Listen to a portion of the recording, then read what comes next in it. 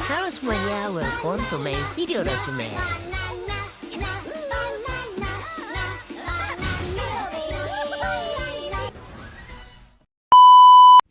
Teori kepuasan dalam ekonomi Islam. Definisi teori kepuasan konsumen dalam Islam. Teori kepuasan dalam Islam adalah tingkat perbandingan antara harapan terhadap produk atau jasa yang seharusnya sesuai syariat dengan kenyataan yang diterima. Preferensi konsumen. Dalam membangun suatu teori perilaku konsumen dalam kaitannya dengan perilaku konsumen untuk memaksimumkan kepuasan, digunakan 4 prinsip pilihan rasional, yaitu 1. Kelengkapan, 2. Kreativitas, 3. Kesinambungan, dan yang keempat lebih banyak lebih baik. Analisis kurva indiferensi. Seorang konsumen yang pendapatannya terbatas dapat memaksimumkan kepuasan terhadap barang dan jasa yang menjadi preferensinya dengan memilih kombinasi konsumsi atas barang-barang yang dikonsumsi.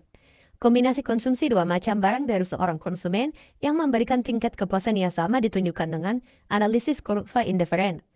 Menurut Sadono Sukirno, kurva indiferen merupakan kurva yang menunjukkan kombinasi konsumsi atau pembelian dua macam barang dari seorang konsumen yang memberikan tingkat kepuasan yang sama.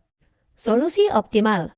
Solusi optimal yang harus dipecahkan oleh setiap konsumen dalam kemungkinan dua kasus yang berbeda yaitu: yang pertama, maksimalisasi tingkat kepuasan pada garis anggaran tertentu. Pada kasus pertama, konsumen dihadapkan pada satu garis anggaran tertentu, di mana individu tersebut hanya memiliki sejumlah uang, dan dia harus mampu memutuskan tingkat konsumsi yang optimal dalam memaksimumkan kepuasannya. Dan yang kedua, minimalisasi garis anggaran pada tingkat kepuasan tertentu. Untuk kasus yang kedua, diasumsikan bahwa seorang konsumen telah merasa puas apabila ia mengkonsumsi sejumlah barang tertentu. Definisi perspektif Islam terhadap kepuasan konsumen. Dalam perspektif Islam, yang menjadi tolak ukur dalam menilai kepuasan pelanggan adalah standar syariah. Kepuasan pelanggan dalam pandangan syariah adalah tingkat perbandingan antara harapan terhadap produk atau jasa yang seharusnya sesuai syariah dengan kenyataan yang diterima. Perspektif Islam. Yang pertama, kurva isomaslahah. Kurva isomaslahah menunjukkan kombinasi dua barang atau jasa yang memberikan maslahat yang sama. Secara grafis, tingkat maslahah yang lebih tinggi digambarkan dengan tingkat maslahah yang letaknya berada di sebelah kanan atas. Yang kedua, budget dan syariah lain atau garis anggaran dan syariah.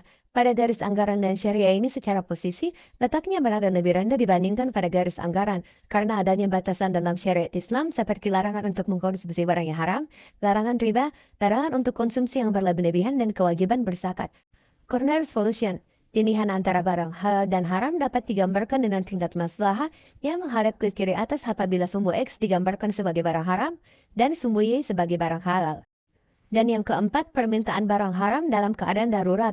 Secara logika ekonomi telah dijelaskan bahwa bila konsumen muslim dihadapkan kepada dua pilihan yaitu barang halal dan haram, solusi optimalnya adalah corner solution, yaitu mengalokasikan seluruh pendapatan yang dimiliki untuk mengkonsumsi barang halal.